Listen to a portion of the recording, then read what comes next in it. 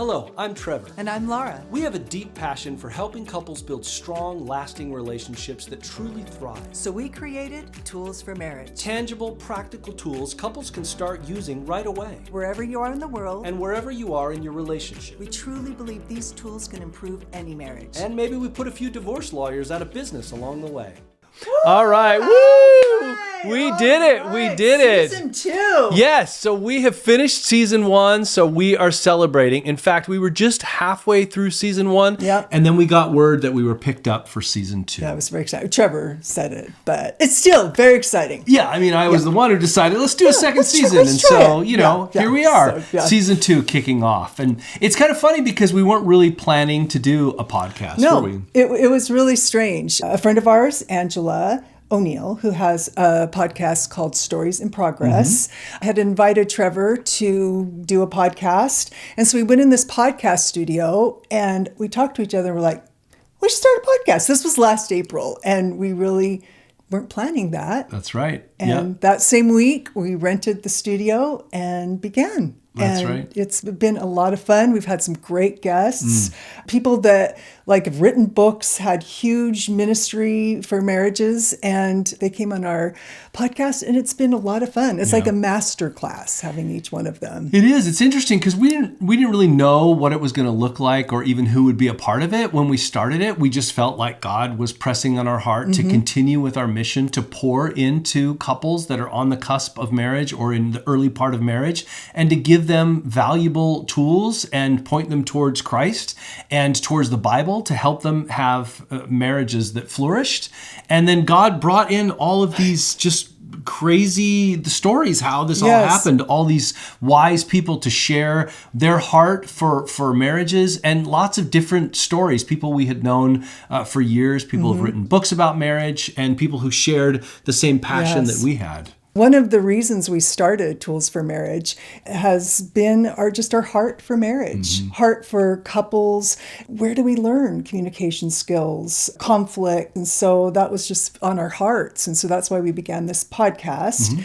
There's been a lot of learning curves as we've gone along. Oh, for sure. Yeah. I mean, there is certainly a technical element to doing the podcast. And so the nice thing about those first couple episodes that we did is we just outsourced that to somebody else, right? We let them worry about all the mics and the camera angles and all the rest of the things. And that was nice because then we could just sit around and talk with our guests. But we finally decided after our oldest moved out, got married and moved out of the house, that we would try to sort of undertake this on our own. Well, it's one thing just to have a space that works to do a podcast, but it's something else to have the skills to do a podcast. And so we had lots of issues. You name it, we had those issues, right? We had batteries dying and cameras dropping out and mic problems and things like that. But I think we've gotten better over time. And so we had dogs barking. If you listen to some of our episodes in the back, you might hear we have a little puppy named Cozy. Kind of hear her in the back. We garbage day. That was another day we learned. Yeah, we were in the middle of a podcast, and then we're like, oh yeah, it's garbage day today. And so you can just hear this big garbage truck driving by, and we had to pause and deal with all that. But I think we've started to sort of dial it in a little bit. And it's been wonderful. Each time we're finished or the guests will leave, I'm like, did we get it? And every single time we've gotten it and just had incredible information as we were going. And the thing is that each guest that we've had has been kind of like having a master class on marriage and relationships. There are things as we go through this that we certainly wanted you as an audience to know and to hear as we go through it. But each time we would look at one another and be like, that was amazing. Like there was so much that I learned from each of the individual guests that we had on the podcast. So about 2 years ago, we started Tools for Marriage. And I think we were just sitting I remember at the kitchen table, and we were like, how do we get this information out there? And luckily, Trevor is very technical. So he started a website, started doing blog posts. And really, our heart is to write a book and workbook, to speak. We meet with couples one-on-one for pre-marriage counseling. We facilitated marriage classes. It's been a lot of fun. And so we were like, but what's the next step? And I think that's where kind of the podcast came in. Where do couples learn about how to have strong marriage? marriages, right? About healthy communication and resolving conflicts and dealing with finances and family and expectations. And so for us, I think it was just sort of birthed out of the fact that we wanted more and more people beyond just the couples that we sat down with on a one-on-one basis to learn about this stuff, because, where would you learn this?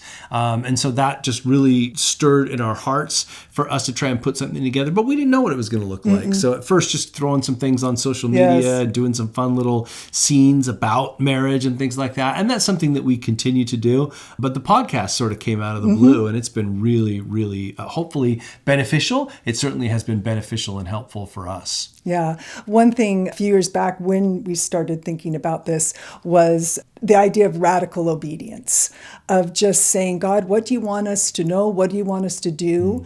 To start our days like that. And he would reveal things and we're like, okay, not really knowing the steps. And it's been exciting how he's led in all of this. So as each year kicks off, Laura will always sort of choose a word that she feels that God is leading her to guide her or to teach her something that she wants to focus on.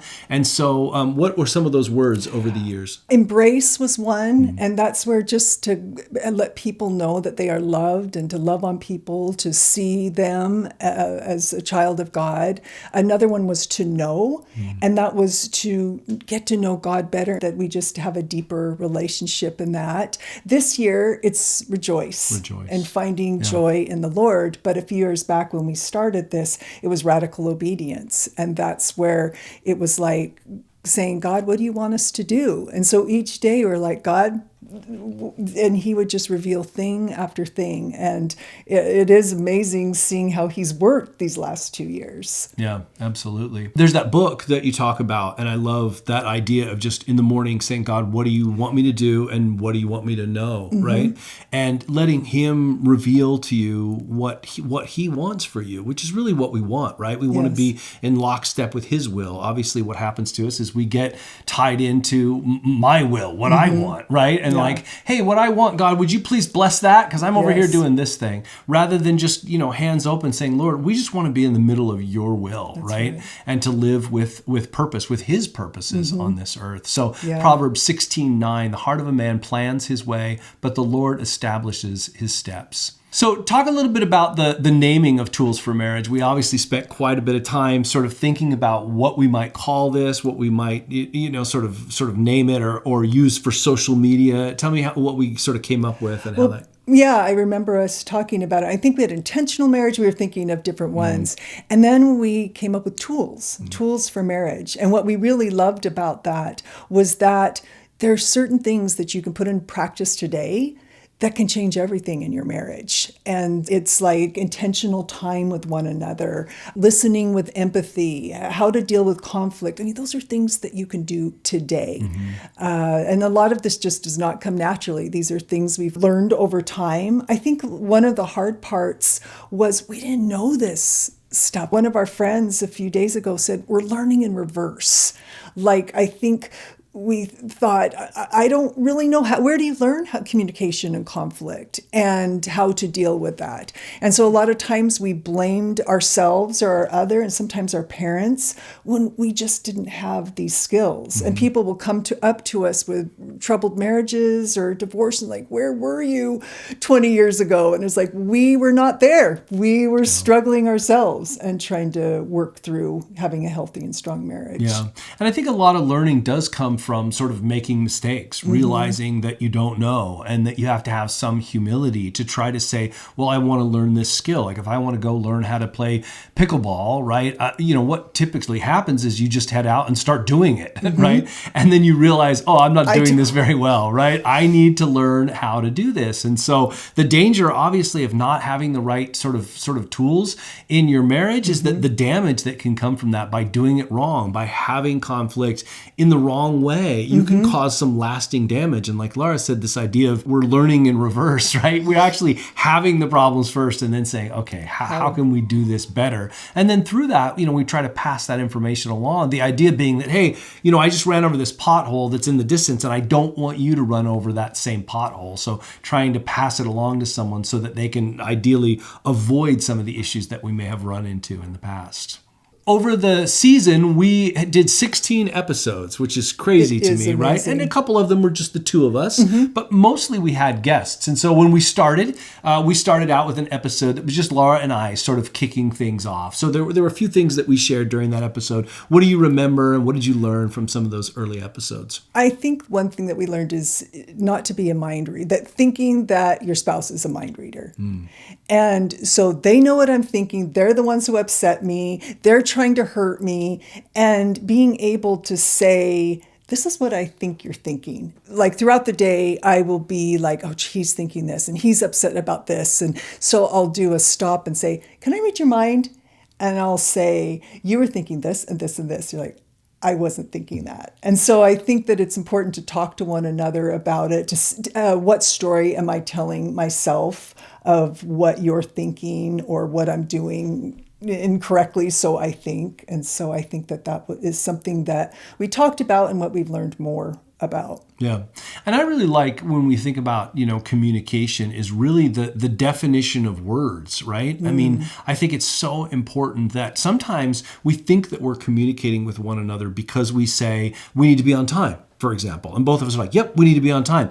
But one person has a different definition of what being on time means. And so even though it feels like you're on the same page, you can end up missing one another or causing more conflict and friction than you need to because the actual definition of the word that you're saying is different, right? And so I feel like when we think about communication, I think it's so important to actually define some of those terms that you're using so that you really more deeply understand what the person is actually saying rather than assuming, oh, I know what you're saying, right? So one of the things that we learned from Robert G. Lee and Ann Lee was this concept of defining what the word you are thinking about, what the other might be thinking about, and how you might miss that. That you think you're thinking the same thing of what a word means, but really we have different definitions. That's right. So I think she was mentioning security, right, as one of the words. And so in his mind, he was thinking of security as like, protection, making sure that she's safe, making sure that the doors are locked, for example. But that's not what she was talking about. She was talking about feeling secure sort of financially, feeling loved. Yes. And so there was just, even though they were both using this term security, it didn't mean the exact same thing to one another. And so getting back to that idea of sort of being a mind reader and making assumptions about what the other person might mean, it's important even on an individual word level to crack that open and just make sure that you have a better understanding of what the other person is saying. Another one that I think with all of our guests and even with our beginning episode of talking about intentional time together. I think that is so important. Pretty much most of our guests were talking about dates, putting that on the schedule once a week, having that time one-on-one. I think we heard over and over again. Yeah, that was a recurring theme because I think it's, one of those things that can very easily sort of drop away after, you've pursued and you've won someone's heart. Then there's sort of this relaxation essentially that enters in that can be a danger, right? You want to continue to pursue one another. And one of the ways that you can do that is being intentional with your time. Going on dates is a good example, but even you and I talk about having couch time, right? Just 5 to 10 minutes, just a little bit of a check-in every single day so that you can connect with one another. Yeah, we know people are so busy. So just quick, like, how are you doing? What's going on? I like that there's something called a walk and talk after dinner, like, hey, let's do a quick walk around the block, just check in, see how things are doing. It can be a great time to say, hey, thank you for taking out the garbage, or I am so proud of you for what you're doing at work, or you are such a great mom or dad. Just that time for connection. One of our guests talked about roller coasters, and each one of us are going through our own life stages, things that we're going through. And I think as a couple, to be able, yes, you're going through, but to be able to have that time to talk to one another and connect in the midst of life. That's right. The second episode that we did was with some dear friends of ours. This is Mark and Annette Manley. And it was amazing because, well, one, they're very wise and they're very funny and fun to be with. But I think it was really interesting because they brought a different angle looking at marriage than you and I might bring. And that is that they were both first responders, right? And so he worked as a cop and she worked in the same department, but in a different sort of area. And just talking about what that looked like, what were some of the takeaways that you you took from that particular episode? Yes, but I think it really burned on our hearts because there's just a much higher rate of divorce for first responders, and our son is a first responder. And I thought we just need to pour into this community and love on this community. I think in the end, we just talked about like coming alongside them, making meals for them. If they haven't gone on a date, to take care of their kids for a short time, to just love on them because they're in different circumstances than what they're running into danger, while we a lot of times don't need to worry about those things. Yeah. And I really liked it too. I remember, Mark and Annette were sort of sharing. Annette shared because Mark would his job was so important and what he was doing was a kind of a calling as much as it was just a career. And so, she was handling a lot of things in the house. And she was, that's a hard thing to do almost as a single parent in a way. But she had sort of come up with a rhythm of how she was going to do that. And then when occasionally in a holiday or a rare, time off, he would sort of step in. Sometimes he would step in and he would have some things that he wanted to do. And she's like, that's not how we do it, right?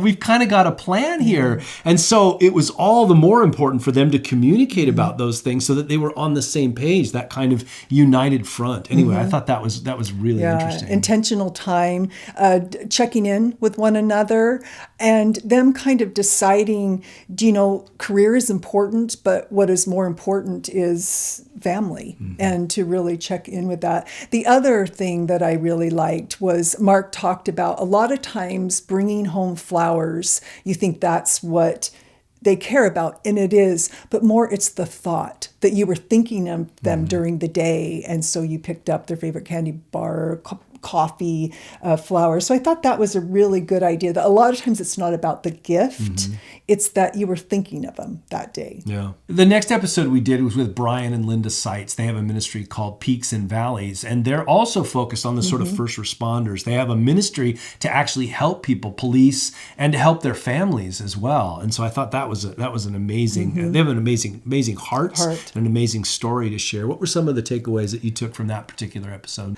I thought one that was really good that Trevor and I do is called Saving Your Marriage Before It Starts for pre-married couples. And what it does is a personality assessment, figuring out like if you're an extrovert, introvert, if you want to take chances, you're more, or you're like, I'm going to step back. And they talked about how important that is, that a lot of times you don't realize what the other person, how they think and their personalities. And to be able to know that, and a lot of times you think, well, they're really upset with me. But many times that's how they deal with something. It's something in the past. That's something that happened that day. So I thought that was very wise to realize we're very different and to understand one another's personalities better. And also one of the things they shared that I thought was neat is just the idea of really looking for the positive things about the other, right? Because the more that you look for positive things, the more positive things you're going to see. Whereas if you're looking for critical things or things about them that you don't like, you're more prone to tune yourself to look for those things more often. And so I thought that was a great takeaway from that particular episode. One idea that I really liked was the oxygen mask idea of the story. If you're going down in a plane, you first put on your oxygen mask and then you're able to help others. And when you get married, when you have kids, there's a lot of times that you need to put on your oxygen mask. You need to go out and do something you like. That sometimes you do have to put things on the shelf when things are super busy, but I think encouraging the other one to say, hey, what do you want to do? What dreams do you have? How can I come alongside you? And then you and I did an episode, and I had a prop that I was super excited about, and you weren't so excited about. Do you recall that one? Yes, the cow tongue. The cow tongue. You'll have to check that out. It was funny. We talked about it, and I kind of had it in the package down in the kitchen, and I brought it up. And then when we pulled it out, it was really what you not expected. Right.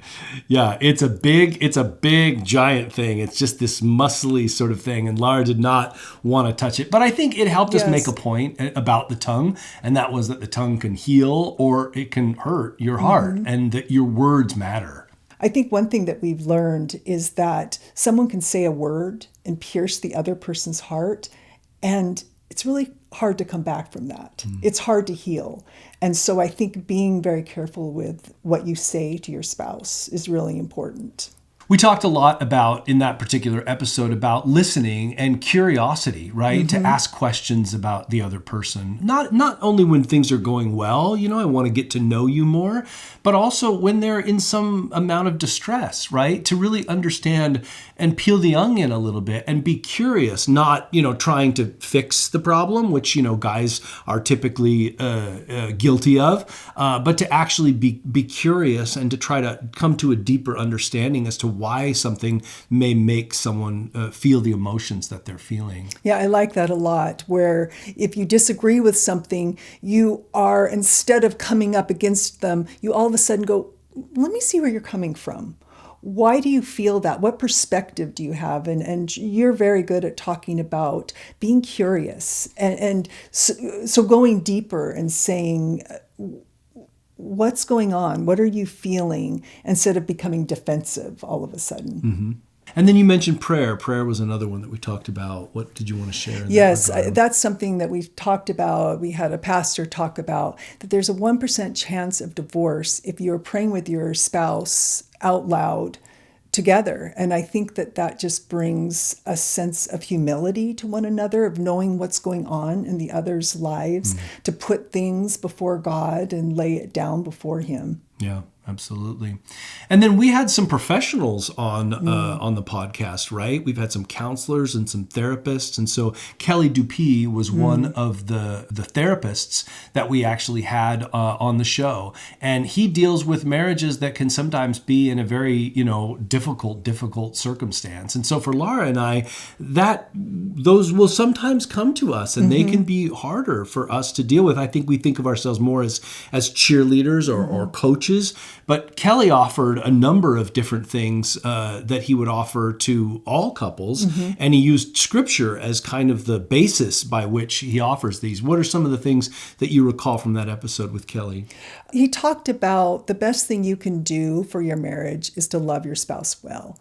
And for your kids, that's the best thing you can do, is love your spouse well. You feel that work is important or other things of the world, but really it's about God and about your spouse.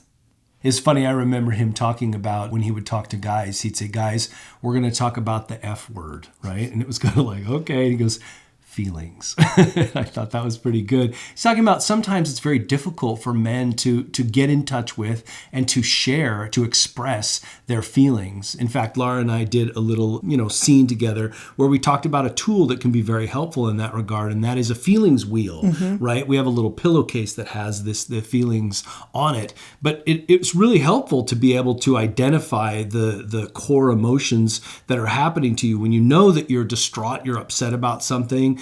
To actually be able to identify with a word what you're actually feeling. Why do you think that's so important for couples to be able to understand and to share their feelings with each other? Well, I think a lot of times we don't know what we're feeling. And so to be able to look at this feelings wheel where you're like, I'm mad, and then you really can go down and say, I felt ignored. Like to be able to pinpoint what that word is when sometimes you don't even know what you're feeling, and then to be able to let the other person know exactly what is going on in your heart. Another thing I really liked with him is he's like, deal with issues when they're small, that they can get worse and worse, and it's really good to say, ooh, we're having a little problem, let's reach out, let's figure this out now until it gets into something much bigger. Yeah, that's good. So not to sweep things under the carpet or minimize those things, but to note that, and it's not that you're saying you have to be hypercritical about every little thing and bring them up, but if you feel like something is a repeated pattern, before it becomes a much bigger issue, to put it on the table and to have a conversation around Yes, that reaching out is a good thing. That you go, oh, I'm scared to do that, but to be able to say, there are people that can help. The next episode that we did was with some dear friends of ours, DC and Cookie Currier. And they, like us, are real marriage nerds. She said marriage geeks, right? Yeah. And so when they go and they teach couples and they talk about different things, there were a few different things that they had. They even had some props, which I thought was awesome. And one was a little fix versus listen paddle, right? And the idea being that when you're having a conversation, you might want the person to just listen to you instead of fix things. And sometimes asking, is this a fix versus listen? Or I might say, is this a sort of solution or just understand, right? Because knowing that can be super, super helpful, because sometimes just listening or understanding is the fix for a particular issue. Many times you aren't looking for a fix. You just want to process. You want to connect with the other person. So I like the idea of like, this is a listen. So I love their props and just that idea. Another prop that they had were pink and blue glasses. And that I could put on the blue glasses and all of a sudden think of what your perspective might be. That I'm just thinking of myself, and there's times you go, gosh, where are they coming from? So I liked that idea of a prop when you're talking to them to go, let me look at their perspective. And then we also talked about the big one that I think a lot of people talk about in marriage, and that's the love languages, which I think is just amazing, right? It's almost a cheat code, a little hack. Knowing what the other person's love language is going to make it so much easier to be able to express love to them. Like I happen to know for Laura that it's words of affirmation or acts of service. Those are her sort of top love language. And so, if I bring her gifts, it's not that she says, I don't want this, I don't like this or whatever, but it doesn't fuel her spirit and her heart in the same way that it would when I say, boy, you're an amazing mom, right? Or even helping unload the dishwasher, for example. And so since I want to express love to her, I want to be able to do that in a language that actually means something and matters to her. Another thing when we talk to couples, a lot of times touch is the man's love language. And I know that's true for you. And not knowing that, when we were early in our marriage and I'd have 3 kids and I was tired, I wouldn't want to touch him because I just wanted to go to bed. And I found just if I touched him, if I gave him a hug, that's more what he wanted. It wasn't always about sex. It was just a connection. So I think that that's something that being able to share that with couples of saying, you need to have that non-sexual touch and having that time to hold hands, to just be able to physically connect with one another. Yeah, that's huge. And then we had a real fun time with the next episode. We had Max and McKenzie Walls on, and Max and McKenzie are just an amazing couple. We got a chance to sit down and do pre-marriage counseling with them. And so then we got a chance to sit down on the podcast about a year into their relationship and just talk a little bit about what did you learn? What did you put into practice? What's been a challenge for you? And it was really great to hear it from their perspective. I think when we think about couples that are our target audience in a way, I would think it's couples like Max and McKenzie, right? Right before they get married or right in the early part of their marriage, because we think we can make the most difference in that during that time. And we feel such a heart for people in that particular time. What were some of the things that came up in that episode? Well, what I really liked hearing was how important they thought premarital counseling was, and they liked it for expectations. They thought, I'm glad we sat down, we talked about chores, we talked about what we wanted. Another thing was finances, of kind of thinking, okay, you're the spender, I'm the saver, how to sit down, talk about finances in black and white. That was very helpful for us as we're talking to premarriage couples. Yeah, that's right.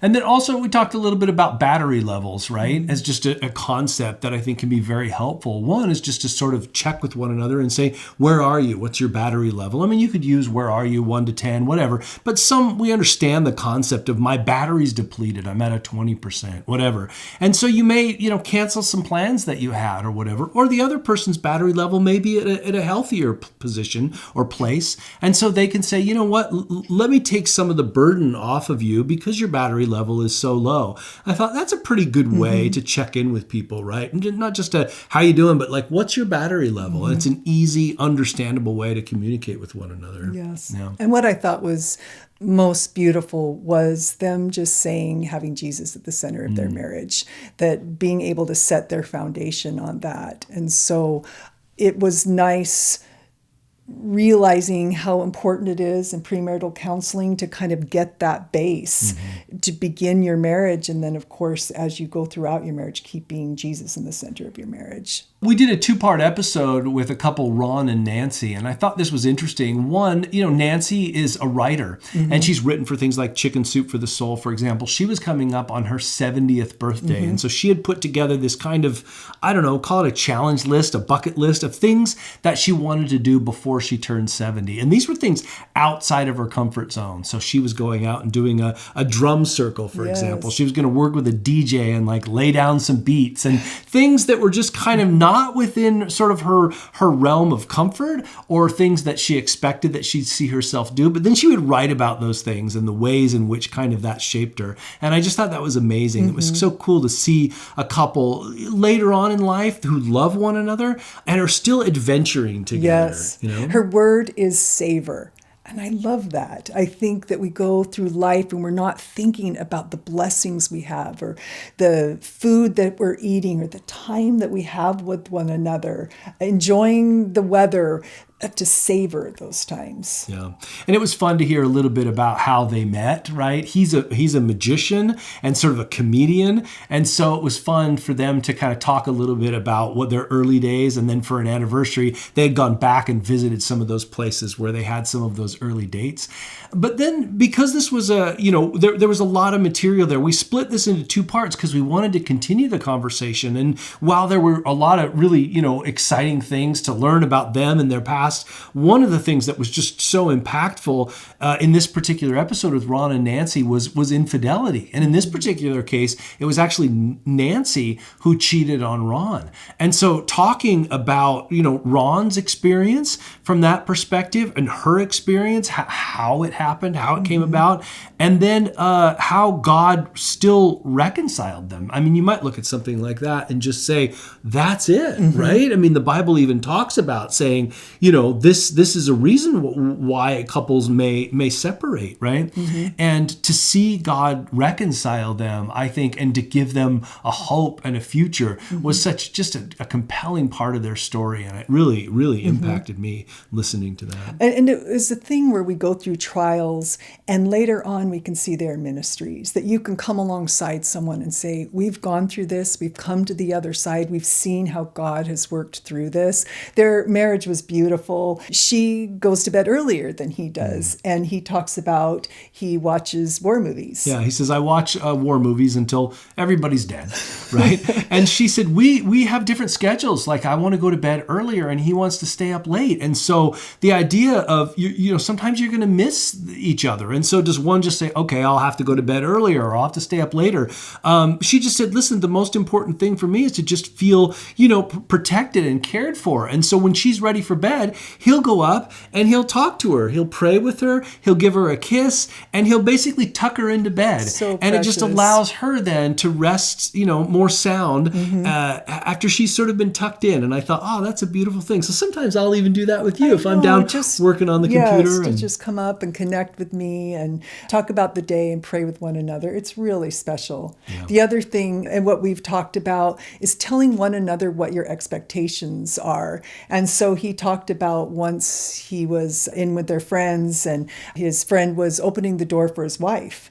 And she's like, oh, I like that. And Ron thought, I can do that. And so for all these years, he's opened the car door for her. And for some, that doesn't matter. But I think it's important to say, hey, how can I minister to you? Yeah. So another comedian that we got a chance to meet with was Robert G. Lee and his wife Ann, and she's a marriage therapist. So again, this is one of those stories where we're like, how does this happen? How do we end up with these amazing guests? The two of them are actually partnered up to do these kind of marriage retreats, and we hope to maybe join them sometime in the future. But they'll go in and he'll use his comedy, which is clean comedy, but it's very marriage related, right? And then she'll come up and she'll she'll talk from sort of the therapist point of view. And so together, the two of them are providing just, I think, valuable source of both laughs as well as, a fresh look at a relationship, but then also deep, impactful sort of takeaways through their sort of marriage conferences. So do you want to share the story about how we met Robert G. Lee originally? I thought Yes. this was great. So we went to New Adventures of Old Christine because we loved Julie Louise-Dreyfus. Yeah. And she was in that show, and we were just going to watch a taping of it.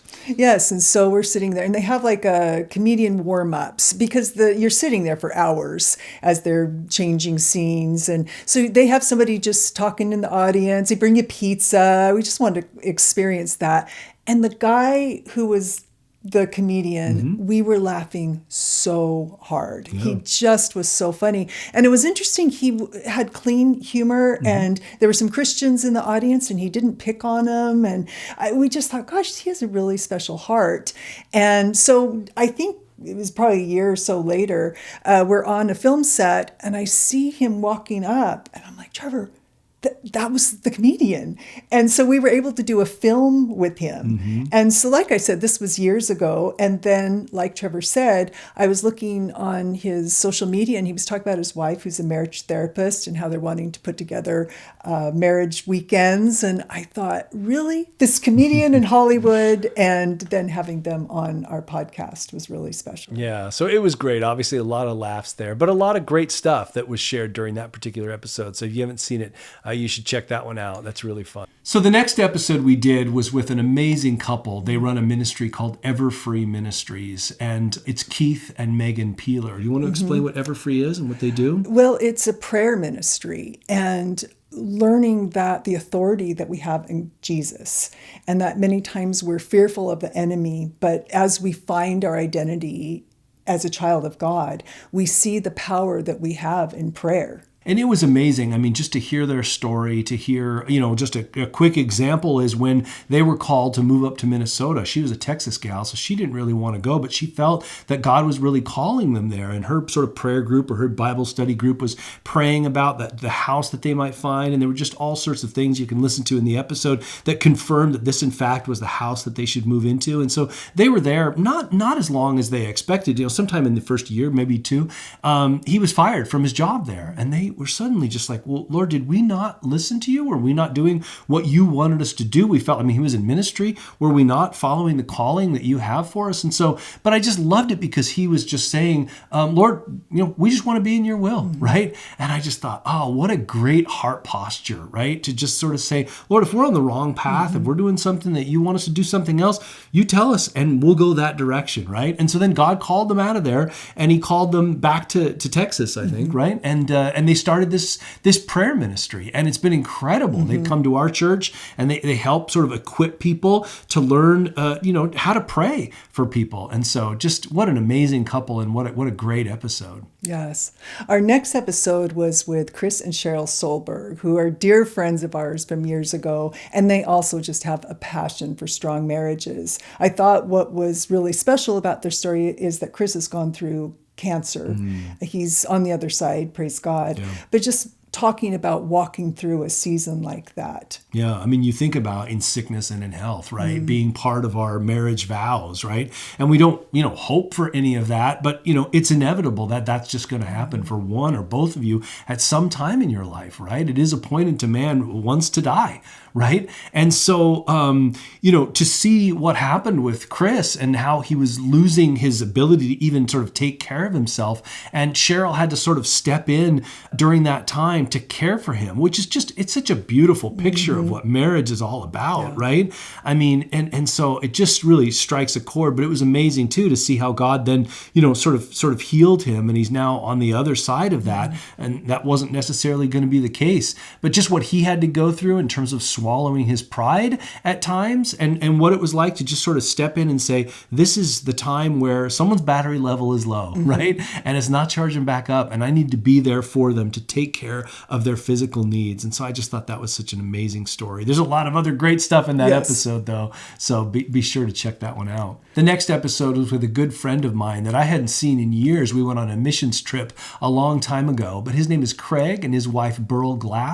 They joined us from Colorado remotely and talked a little bit about their past, which was incredible just to hear some amazing stories of their past. Things like smuggling Bibles behind the Iron Curtain and how God just showed up in some amazing ways while they were there. And then also Craig runs a ministry called Peregrine, and he works every day with men, and he just wants to pour into men and let them know that they're important, that they're loved, and that they have a calling, right? He wants them to sort of step into their identity that God has given them. And then he has some events that he puts together, these sort of, outdoor things, mountain climb kind of things that they do with their kids, right? And their kids helping them move that sort of passage to manhood, right? Mm-hmm. That time in their life when they're in their 13, 14, 15 to actually, speak of them now as men, as they step in to be something more than children. And I just think it was a great conversation. Yes, and knowing that we all matter. We all matter. We think that, who am I? But we all matter in God's kingdom. And it was great too. Beryl talks about this thing called lasagna love. And so she's cooking lasagna for people and then delivering those lasagnas to people as a way to just show love to people. Mm-hmm. And she's been doing that for years. And just the conversations that she has and the people that she blesses with that ministry. I love it. So we had this amazing pastor from Mariners Church right here in Orange County who joined us, Pastor Eric Hurd. He's done over 1,500 weddings, just unbelievable. And he also works with couples in crisis. And he's just very wise and very caring. We really look up to him. What are some of the things that he mentioned that you really thought were impactful? Well, I thought it was interesting with marriages that he said any marriage can be helped. But what it takes is two humble hearts. And he says, I'll talk to couples, and if one of them doesn't have a humble heart, it's like, I can't help you. Yeah. So I thought that was very encouraging. Yeah, and he was talking to couples not just that are like struggling with a little miscommunication or conflict or whatever. He's talking to couples who sometimes have said, we're separated or we're divorced. We've sold the house and we live in separate, but there's potentially the desire to reconcile. And so he's worked with 40 plus couples who have actually reconciled after they've said, we're getting a divorce. And he just said, the key there is humility, right? To recognize that it's not all somebody else's fault and to come with a humble heart. And he says, God can restore even the most broken relationship if we come to him in humility. So what an amazing pastor. And I just love what he's doing. He's finishing the race strong. Yes. He's been serving in the church and in ministry for 40, 50 years. Incredible to see what he's doing. Many times we think marriage is about ourselves and making ourselves happy. But really we should look at marriage as us, that it's growing us to be more like Jesus. And I think going through those hard seasons sharpens us, and you learn how to be more loving, more humble, more caring. Another thing I really liked was looking at the marriages you saw in the past and deciding this is something I'd like to bring into my marriage, and these are things I want to avoid. And observing other marriages and saying, I like that. I'd like to bring that into our marriage. And things you go, do you know what? Let's not go there with our relationship. There's a lot of wisdom that Pastor Eric has from his years in ministry. I would encourage you to check out that episode.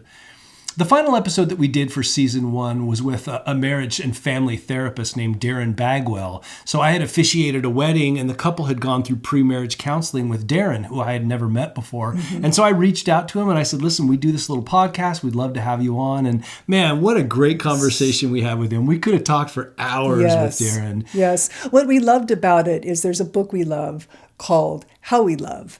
And it very much talks about your feelings and how you were raised and your attachment styles. This is something that he is an expert on. Yeah, absolutely. So he shared a little bit about, sort of his past and some of the areas where he felt that he needed to learn and to grow in his current family. And he talked a lot about men, right? And how it can be very difficult for men to get in touch with their feelings. So in his actual sort of therapy sessions, he does these sort of what he he calls small reps, right?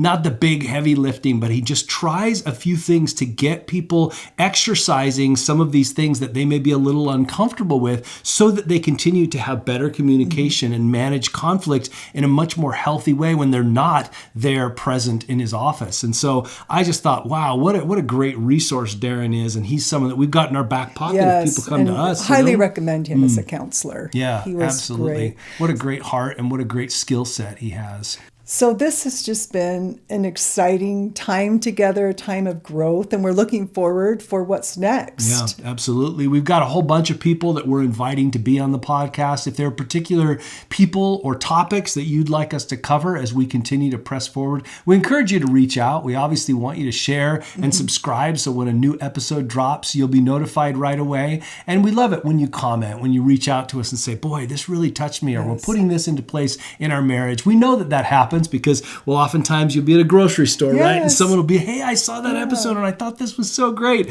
But it doesn't always come in through the sort of online channel. So I encourage you to interact with that if you're able to. Yeah, and you can follow us on Instagram, Facebook, like Trevor said, YouTube. We put out you'll see short things from our different guests, the wisdom that they have. We're excited because we are working on our book and workbook, and we've talked to some publishers, and we're continuing that road. Trevor's written some apps, marriage apps. So we're really looking forward to what the future holds, and we just hope that this is a blessing to you. We hope that you'll share it with others, that it may bless, and we're just so thankful that you guys have followed along on our journey. If there's any episode that you missed, I encourage you on Spotify or Apple Music or YouTube, go back and check some of those amazing guests that we met with, and we encourage you to stick around for next season for more Tools for Marriage. Thanks for listening. Please subscribe or follow to get notified with each new episode of the Tools for Marriage podcast. We're cheering you on.